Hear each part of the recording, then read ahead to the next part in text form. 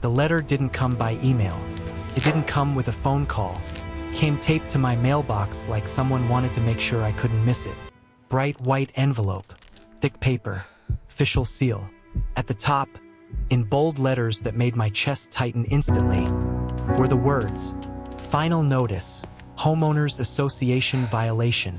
I remember standing there longer than I should have, just staring at it, confused, because I didn't live in an HOA. I had been very careful about that. Years earlier, when I bought my land, avoiding an HOA was one of my non-negotiables. I wanted space, freedom, no committees telling me where I could park my truck or what color my fence had to be. That was the whole point of buying land instead of a house in a planned neighborhood. So seeing that envelope felt like someone had slapped the wrong name on a lawsuit. I opened it casually at first. That changed fast. The number hit me before anything else. $350,000. I actually laughed out loud.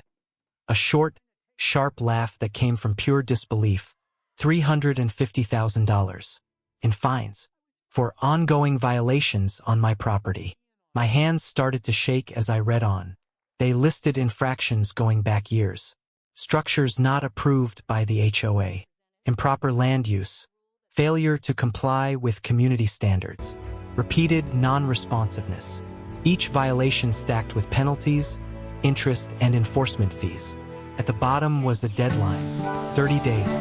Pay in full or face legal action, liens, and forced compliance. I felt something cold settle in my stomach. This wasn't a mistake letter. This was a threat. I read it 3 more times, hoping I'd misunderstood something. But every time, the same thought came back.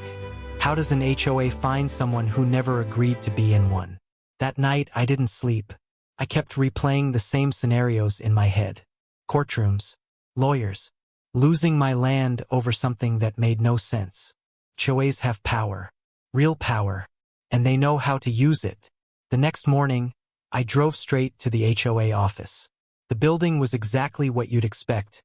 Beige, spotless, lifeless. The kind of place where rules matter more than people. Inside, a woman sat behind the desk, typing, not even looking up when I approached. "I received this," I said, placing the letter on the counter. She glanced at it for half a second and nodded. "You're late," she said. That word hit me harder than the fine. "Late for what?" I asked. "For compliance," she replied calmly, like she said this all day. "I don't belong to your HOA," I said. "There's been a mistake." She finally looked up at me then, and smiled, not kindly. "According to our records," she said, "your land is within HOA jurisdiction." My chest tightened. "That's impossible," I said. "I never signed anything." She clicked a few times on her computer, then turned the screen slightly toward me. Satellite images, maps, my land outlined in red. "Violations have been documented for years," she continued. "You've simply ignored them." Ignored? No notices, no warnings, nothing. "You owe $350,412.68, she said. "If you don't pay, legal proceedings will begin." I walked out of that office with my heart pounding so hard I could hear it in my ears. This wasn't just unfair. It was aggressive, predatory, and something about the way she smiled told me this HOA wasn't used to people pushing back. That afternoon, I called a real estate attorney. I expected reassurance. Instead, after reviewing my documents, he went quiet. Then he said something that changed everything. "Send me your original land deed," he said slowly. That's when I knew this wasn't going to be simple, and the HOA had no idea what they had just started. I sat in my attorney's office 2 days later, staring at a table covered in documents that looked older than both of us. Deeds, survey maps, county plats, records stamped with dates so faded they almost looked fake. My attorney, Mark, didn't rush. He moved slowly, deliberately, like someone defusing a bomb. "You bought this land 12 years ago," he said, tapping my deed. "Clean title, no liens, no recorded HOA restrictions." "I know," I replied. "That's why this doesn't make sense." He nodded. Then he pulled another document from the stack. This is where things get interesting. He slid an old county plat map toward me. Hand-drawn lines, scribbled notes, boundaries that didn't look nearly as confident as modern surveys. This parcel, he said, outlining a large shape with his finger, is yours. Then he leaned back and exhaled. And inside it is the entire HOA neighborhood. I stared at the map, certain I was misunderstanding what I was seeing. That can't be right, I said. They've been there for decades. Buildings don't make ownership legal, he replied. Paper does. My mouth went dry. Mark explained that years ago, a developer purchased land adjacent to what would later become my property.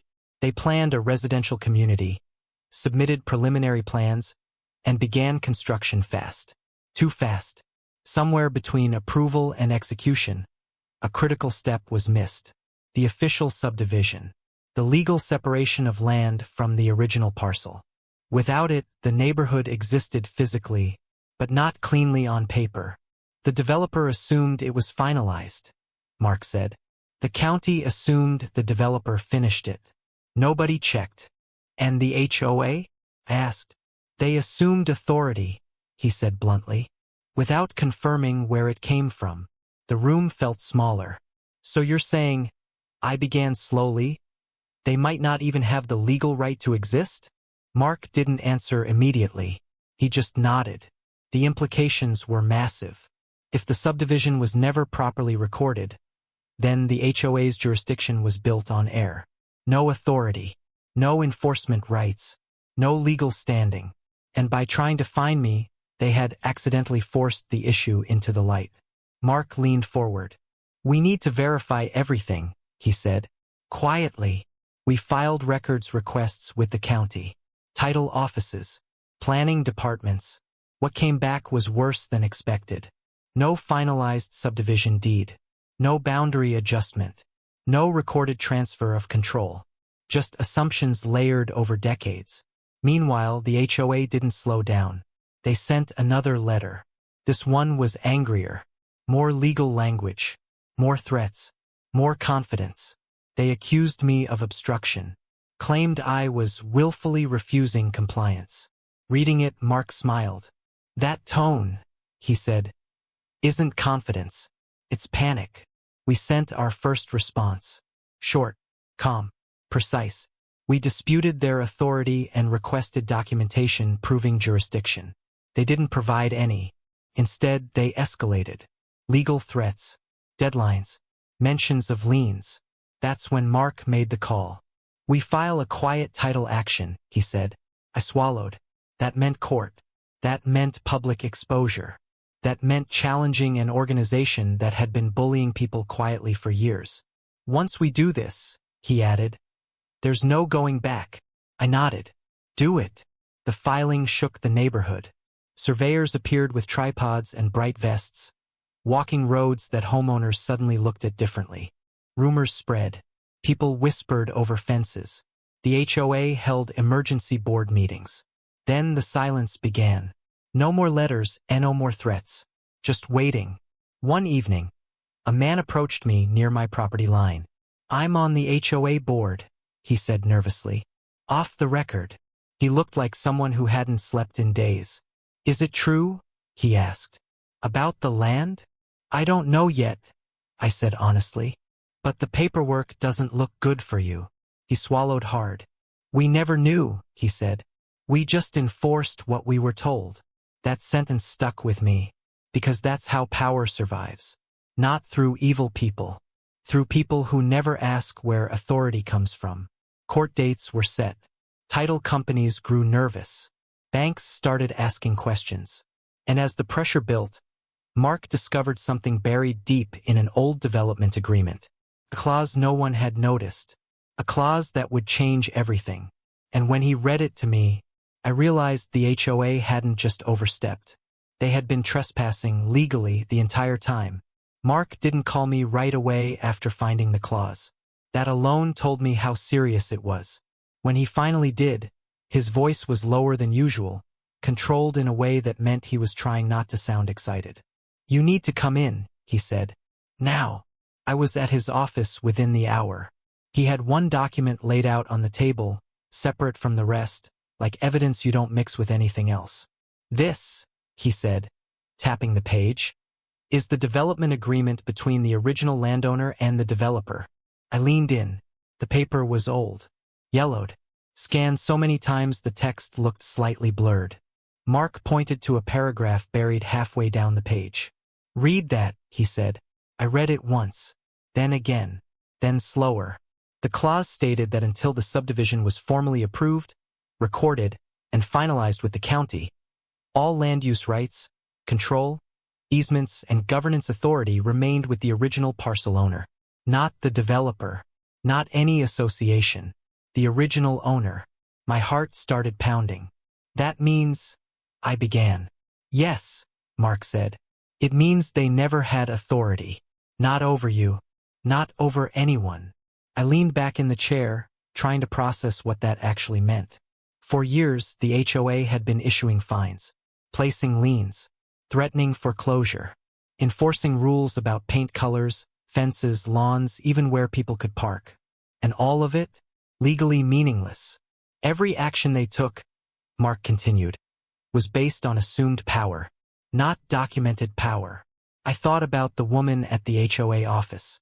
Her smile, her certainty. She believed in the authority because no one had ever challenged it. We amended our court filing immediately. This time, we didn't just challenge the fine. We challenged the HOA's existence. The response was instant and frantic. Their legal team filed motions to dismiss, emergency objections, requests to seal records.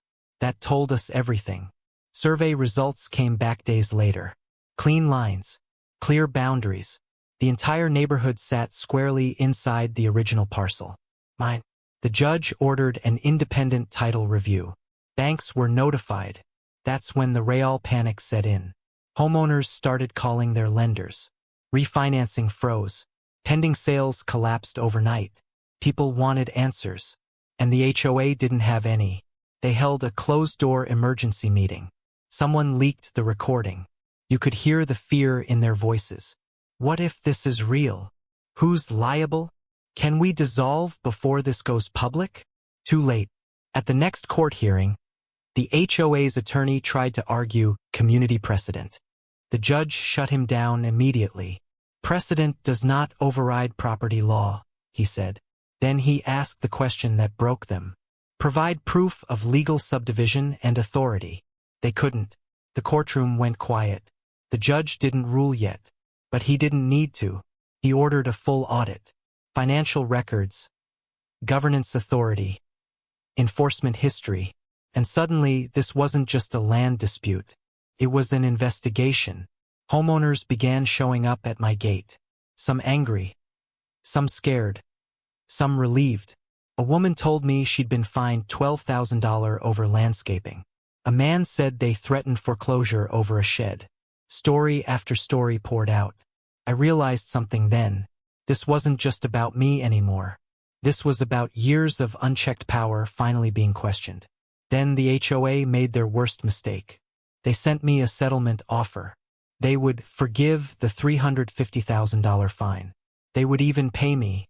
All I had to do was sign an agreement recognizing their authority going forward. Mark laughed when he read it. "They're asking you to legitimize them," he said. "Because without you, they collapse."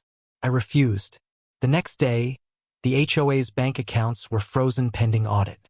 Board members resigned one by one. The president disappeared from public view. And then I received a letter not from the HOA, from the city. They wanted a meeting, because when an HOA dissolves, someone has to deal with what's left behind. And legally, that someone might be me.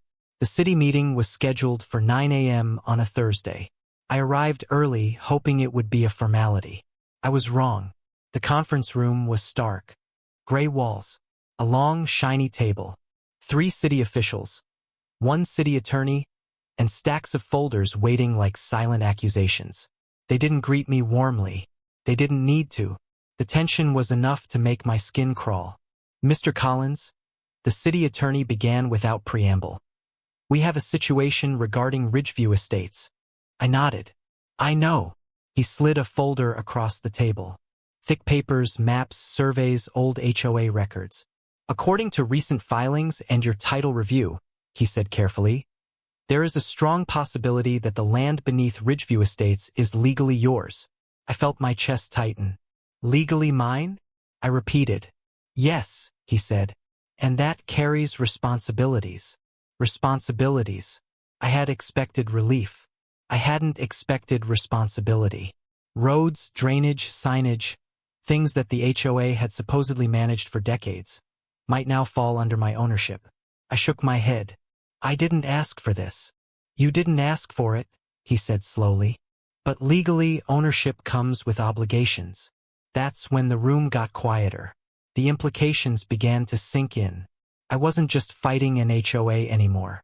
I was standing at the center of a legal storm that spanned infrastructure, city codes, and potentially thousands of residents. Meanwhile, the HOA panicked. Their response was immediate but sloppy. Emergency board meetings, threat letters to residents, public statements claiming authority under community precedent. No one believed them. Homeowners began approaching me at my property. Some were angry. Are you trying to take our houses? One shouted. Another accused me of threatening their livelihoods. Fear spreads faster than facts, and right now rumors were running wild. The HOA's mistakes escalated. They sent another aggressive letter directly to me. This time, it included a claim that even if the land ownership was flawed, their authority still existed under the principle of continuous governance. Mark read it and immediately turned pale. That's not even a real legal argument, he said. And putting that in writing is reckless. We submitted it as evidence. The judge at the next hearing didn't take it lightly. He asked one simple question. Can you provide documentation proving legal subdivision and authority? They couldn't. Silence filled the courtroom. Board members shifted uncomfortably in their seats. Their lawyer fidgeted. Their claims crumbled under the weight of the law. The judge leaned back. Then the fines issued to the plaintiff appear baseless. And just like that, the $350,000 fine was essentially dismissed. But the story didn't stop there. The court ordered a full audit of the HOA. Every transaction, every collection of dues, every enforcement action was to be reviewed. Decades of money and authority held without legal standing were suddenly under a microscope. As the audit began, the cracks widened. Millions in dues collected. Payments to board members who weren't authorized. Contracts signed without proper approval. Rules enforced without authority. Homeowners began filing lawsuits, class action suits, claims for overpaid dues, wrongful fines, and more. And then came the final blow. The city contacted former HOA members. One by one, they resigned quietly without fanfare, leaving no leadership to defend the association. Even the former HOA president reached out to me privately. He looked worn down, smaller somehow. We thought we were protecting property values, he admitted. We didn't know. I understand, I said quietly. But you still caused harm. The truth was undeniable. The HOA had operated on assumed power. Threats, fines, and intimidation had all been issued illegally. And now, everything they had built, everything they had enforced was unraveling. I realized then that my fight wasn't just about me or my $350,000 fine.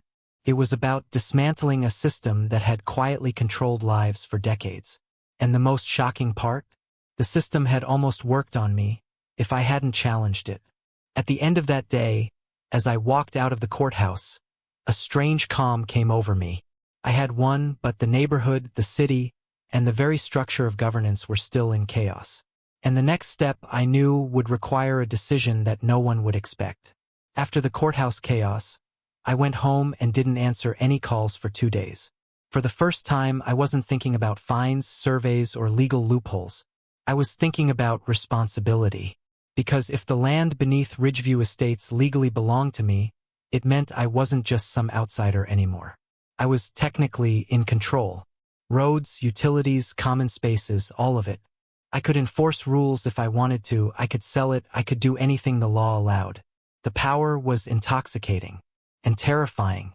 I paced my property, staring at the streets that hundreds of families called home. Kids rode bikes, dogs barked, neighbors waved. These weren't just lines on a map. These were people's lives.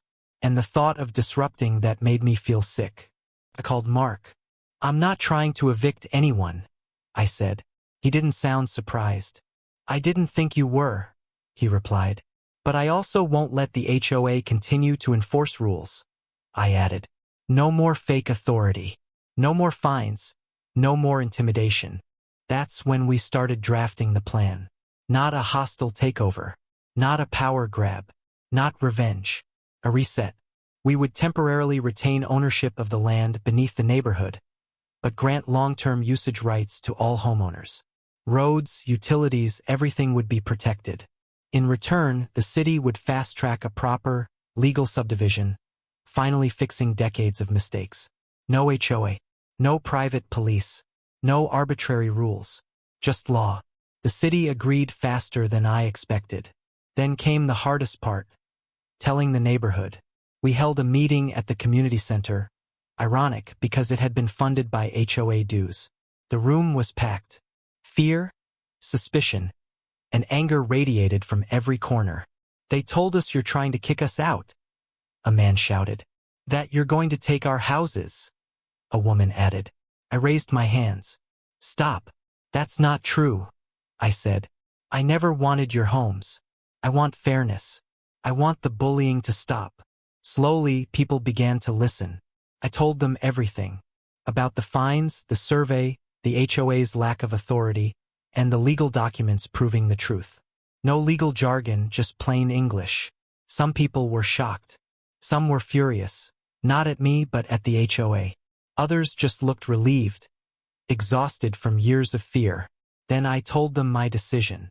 No HOA, no fines, no arbitrary rules. Just city law. The room went silent. And then the stories started coming out. "I was fined $8,000 for a fence," a woman said, tears in her eyes. "They put a lien on me over trash cans," a man shouted. Every story piled on top of the next. And for the first time, the weight of what the HOA had done became tangible. Weeks later, the HOA officially dissolved. Bank accounts frozen. Records seized. Board members vanished. The city moved quickly to formalize the subdivision. New deeds were issued, ownership corrected, history rewritten, legally this time. And the $350,000 fine? Not only dismissed, but it became evidence of the HOA's illegal actions. I stayed out of the lawsuits that followed.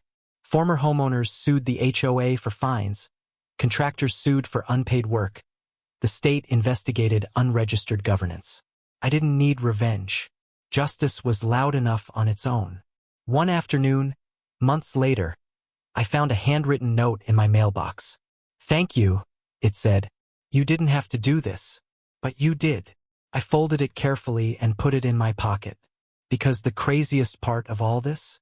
It started with a fine meant to scare me, and it ended with an entire neighborhood finally free. But the story wasn't over. Because there was one final twist, one consequence nobody, not even me, saw coming. I thought the story was over once the HOA dissolved. I was wrong. Because when you pull on a thread that's been tangled for decades, it doesn't just unravel neatly. It spreads. It shakes the foundations of everything built on it. 6 months after the last HOA sign came down, my attorney called. "You're not going to like this," he said. "That's never how good news starts." "What now?" I asked. "The title companies," he replied. "They're nervous." Turns out, even after the subdivision was corrected, a shadow lingered. A legal memory. Mortgages had been issued for decades on homes that technically sat on land owned by someone else, me. Banks didn't like that. Not one bit. Some lenders froze refinancing. Others demanded more documentation. A few even threatened to call loans if the situation wasn't clarified. The neighborhood panicked again, and all eyes turned to me. I met with the banks. I met with the city. I met with homeowners. Every meeting felt like reliving the nightmare from a new angle. But this time I had clarity and leverage. We drafted a final agreement. I formally transferred residual land interests to the individual homeowners once the city finalized the subdivision. No strings, no profit, just closure. Banks backed down. Titles cleared. People could breathe again. And then something unexpected happened. The neighborhood changed. Without the HOA breathing down their necks, people relaxed. Kids played freely. Neighbors talked across fences. Houses were painted colors people actually liked. People planted gardens, fixed fences, repainted doors. Small acts of freedom, impossible under the HOA's rules. One afternoon, I walked past the old HOA office, now abandoned, and noticed something taped to the door. A notice from the state. The HOA was under investigation for unauthorized governance and financial misconduct. I felt a mix of relief and sadness, because no one sets out to become the villain in their own story. But power without accountability always rots. Months later, a former board member reached out. Not the president. Someone quieter. "I just wanted to apologize," he said. "We thought we were protecting property values." I nodded. "That's how it always starts," I said. "The fines, the control, the intimidation, all justified by the greater good. But the truth is simpler. You never had the right and you never checked." I realized something then. This story wasn't just about a fine. Not just about a court case. Not even about legal loopholes. It was about what happens when people assume authority is always right. And how easy it is for systems to survive on that assumption. Even after everything was resolved, I kept thinking about the first letter. That bright white envelope taped to my mailbox, demanding $350,000. How close I had come to paying it, to submitting quietly and walking away. I had almost allowed fear to decide my actions. That's when I understood the real danger of unchecked authority. Not the system itself. Not the people in power. The danger comes from the fear that stops ordinary people from asking questions, from challenging it. And I realized that was the story I needed to tell. One evening, as the sun set behind the houses I once legally owned, I walked the streets. Kids riding bikes, dogs barking, people waving. Freedom, safety, the simple act of living without fear. I felt something heavy lift, that quiet confidence that comes not from winning a battle, but from restoring fairness. I still get messages from people who hear about what happened, about the HOA, about the fine, about the chaos that followed. Some of them are dealing with HOAs themselves. Others with landlords, contractors, or systems of authority that act powerful simply because no one challenges them. And I always tell them the same thing. Check the paperwork. Ask questions. Don't assume that because someone enforces rules, those rules are legal. Because confidence does not equal legitimacy. I watched the neighborhood for weeks, seeing how people began reclaiming their lives. Backyards filled with laughter. Front yards repainted. People finally walking dogs without fear of a fine for improper landscaping. Even small victories mattered. One woman had been fined $9,500 for planting vegetables instead of flowers. She told me she now felt proud of her garden for the first time in a decade. A man who had been threatened over a storage shed called me to say he could finally finish building a small workshop. And slowly, Ridgeview Estates became a neighborhood again. Not a project controlled by arbitrary rules, but a community. That's when I knew. My fight wasn't really about money or power. It was about restoring balance. About ensuring ordinary people knew their rights. About dismantling an illusion that had held a whole community in fear. The former HOA office was eventually torn down. The records archived. A lesson written quietly into the land itself. Power without accountability doesn't collapse loudly. It collapses the moment someone stops being afraid of it. Sometimes I think about that first letter, how close I came to paying just to make the stress stop. How easy it would have been to lose, not because I was wrong, but because I was tired. And that's the real lesson. Not from the courtroom. Not from the audit, but from standing up when fear says, just obey. Because when you do, you change more than your own fate. You change the fate of everyone around you. And Ridgeview Estates? It became proof that ordinary people can stand against assumed authority and win. Even after everything settled, I would walk those streets and hear stories from people whose lives were quietly destroyed by the HOA, fines, threats, fear. And every time I heard them, I felt the weight of what we'd done together. Exposing illegitimate power, protecting neighbors, restoring fairness. It's a strange kind of victory. Not loud, not celebrated with medals, just quiet restoration. And the $350,000 fine? It now serves as a reminder. The scariest numbers aren't the ones you pay. They're the ones that make you question whether someone else has the right to decide your life for you. Months passed. Quiet months. The neighborhood began to heal. Slowly at first, then faster than anyone expected. People painted houses colors they actually liked. Lawns became gardens. Fences that had been gray for decades were repainted. Kids played in the streets without fear of fines or complaints. And somehow it all felt alive again. I spent a lot of that time walking the streets, observing, listening. What struck me most wasn't the changes in property or aesthetics. It was the changes in people. Neighbors started talking to one another. Really talking, sharing stories, offering help, watching each other's kids. It was a level of trust one had never seen while the HOA controlled every detail of their lives. I realized something profound. The HOA had been more than an organization enforcing rules. It had been a cage. A subtle, invisible cage that shaped behavior through fear. Now the cage was gone, and the difference was palpable. One evening, as I walked down Elm Street, Mrs. Henderson, a woman who had lived there for 20 years, waved me over. "You know," she said quietly, "I never realized how afraid I was until it was gone." I nodded.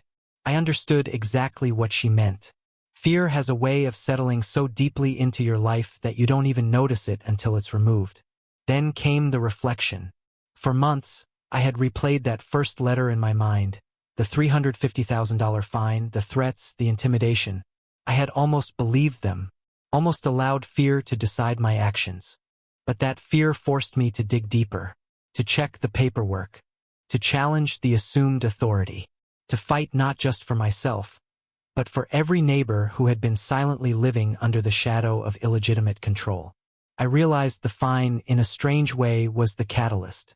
Without it, nothing would have happened. The HOA would still be there, quietly threatening, quietly controlling, quietly bullying. And maybe someday someone else would have been forced to pay the price. And that's when the lesson hit me.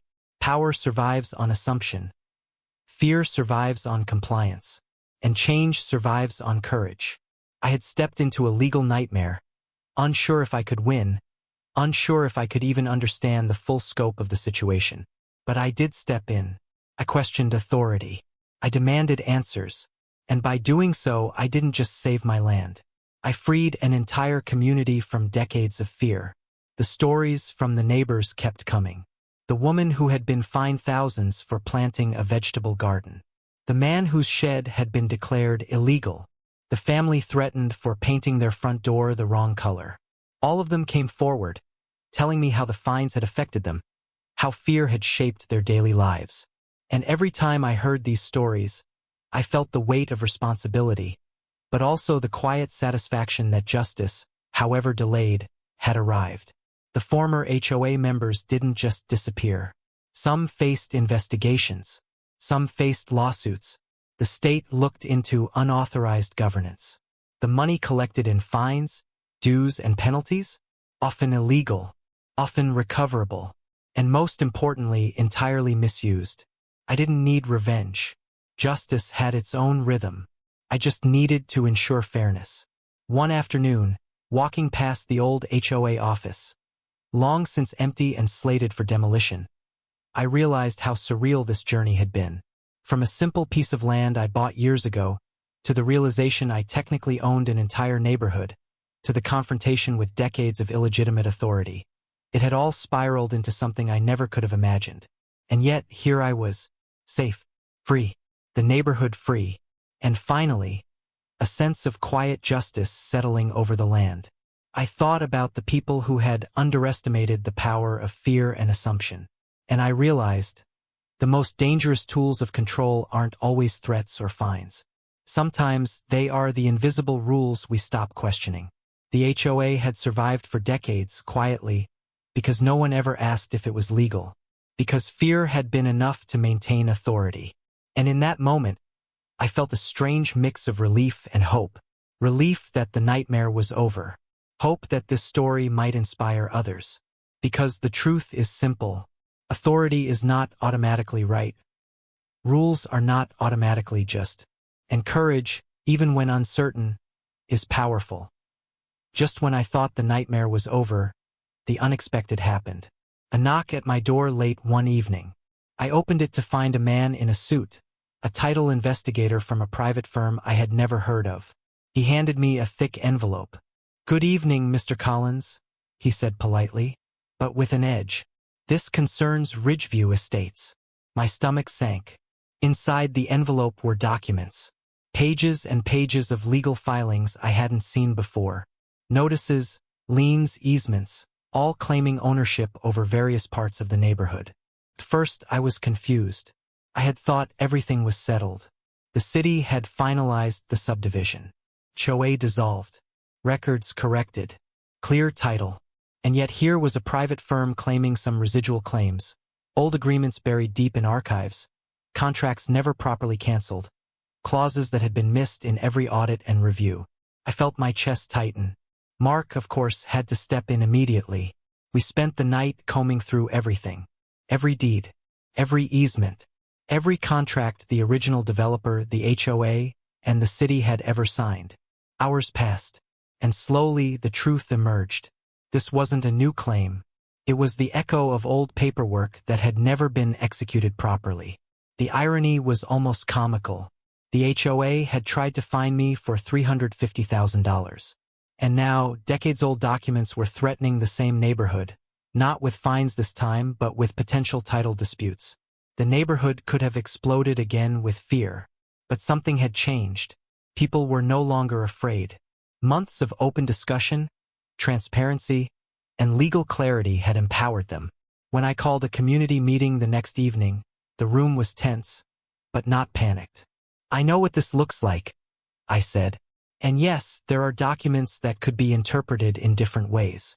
But we are going to handle this together." And that became the key.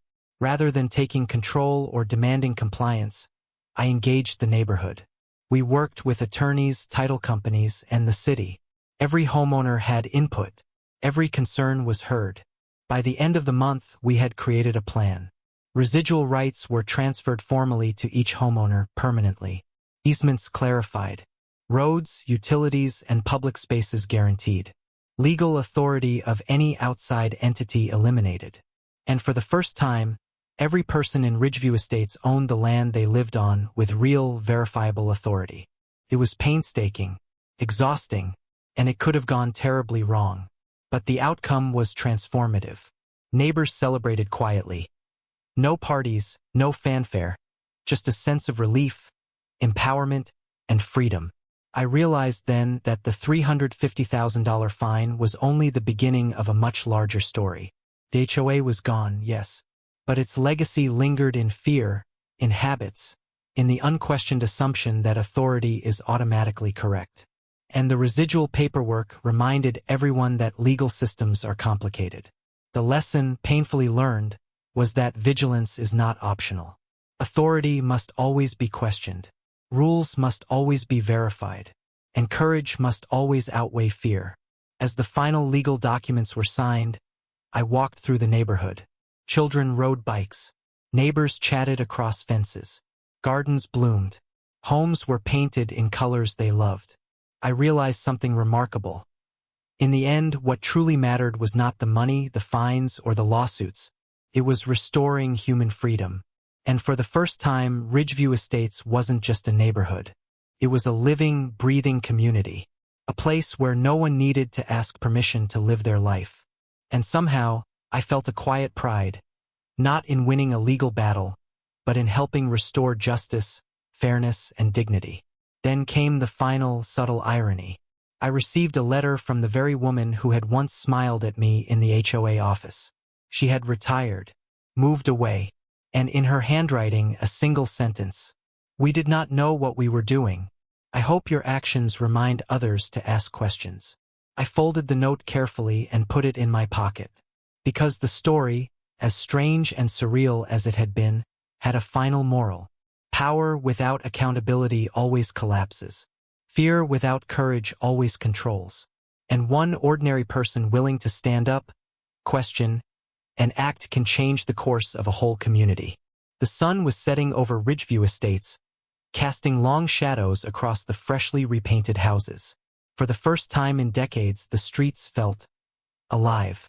Not because of construction or fines, but because the fear that had haunted the neighborhood for years was gone. I walked slowly down Maple Avenue, past homes I had technically owned, but had never wanted to control. Past neighbors who had once whispered about fines and threats, and now waved freely. I thought back to the first letter, that crisp envelope demanding $350,000. At the time, it had felt like a death sentence. But now, it was the spark that ignited an entire chain of events. I remembered my first meeting with Mark, staring at the old plat maps, realizing that I owned the land under an entire neighborhood. It had seemed impossible, absurd, unreal. And yet, here we were. The HOA was gone, dissolved, bank accounts frozen, their board members scattered. The city had finally formalized the subdivision. Legal ownership transferred to every homeowner. Mortgages cleared. Title companies satisfied. The final audits were done. The fines and liens nullified. And yet, the story left something behind, lessons not found in legal documents. Because the battle wasn't just about land. It was about authority, about fear, about the way people assume that those who enforce rules are automatically right. The HOA had survived for decades because no one asked questions, because fear silenced scrutiny, because compliance had replaced courage. And I realized then that my victory was more than legal. It was moral. I had restored a neighborhood, freed families from fear, exposed decades of illegitimate authority. And yet, there was one final twist. Months after the legal dust settled, I received a call from a journalist. "They want to do a story on Ridgeview Estates," Mark said, smiling. "Apparently, it's gone viral online. People are talking about how one man stood up to an HOA and won." I laughed nervously. "I'm not sure I'm the hero," I said. "You don't have to be," Mark replied. "You just did what needed to be done." The journalist visited a week later. She walked the streets, asked questions. She listened to neighbors, heard their stories of fines, threats, and fear. And then she asked me the question I had been avoiding. "Looking back, what does all of this mean to you?" I paused, and then I said it. "It means that authority is never absolute, that fear is powerful but courage is stronger, that people will always comply with rules they don't question, until someone finally asks, why? And that sometimes, one person's willingness to act can free hundreds of lives." Her eyes widened. "That's powerful." And I realized in that moment the story wasn't just about Ridgeview Estates. It was about every system, every institution, every organization that assumes power without accountability. It was about the letters, the fines, the threats, the fear, and the courage to question it. I watched as neighbors came outside, laughing, talking, planting flowers. Gardens I had never noticed before blossomed. Kids rode bikes down streets that were theirs in every sense of the word. And I thought about the HOA, about the people who had believed they were protecting property values, when in reality they were only protecting their own assumptions of authority. No one had set out to be malicious, but they had become a system that punished others without true legal or moral grounding. And that's when I understood the final truth. The most dangerous power isn't always wielded by the loudest voices. It's wielded by those who assume they have the right to control others, and by everyone else who obeys without question. The next day, I went to the city office to finalize the last of the land transfers. Mark was there. The city officials were there. And slowly, the last legal ties binding me to Ridgeview Estates dissolved. I wasn't the owner anymore. I didn't need to be. The neighborhood had its future back. So people had their lives back. And the $350,000 fine? A relic. A warning. A catalyst. I walked home that afternoon, watching the sun glint off freshly painted doors and flowering gardens, and realized something remarkable. Fear had been powerful, but courage had been stronger. And for the first time, I truly understood the value of asking questions, of standing up, of refusing to comply blindly. I stopped at the edge of the neighborhood and looked back one last time. Every house, every tree, every street sign, proof that the right actions, even in the face of overwhelming authority, can restore justice. It wasn't flashy. It wasn't about fame. It wasn't about money. It was about restoring balance, restoring freedom, restoring trust. And in that quiet, golden light of evening, I knew one thing.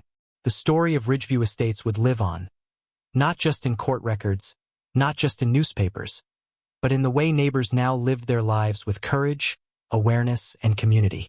Because sometimes the smallest spark, a single letter, a single fine, a single person refusing to comply, can ignite a chain reaction that changes everything. And sometimes, just sometimes, it changes lives for the better. I turned, walked down the street, and smiled. Because Ridgeview Estates wasn't just a neighborhood anymore. It was a lesson, a legacy of courage over fear, and a reminder that authority is never sacred, only justice is, and that, more than anything, is worth everything.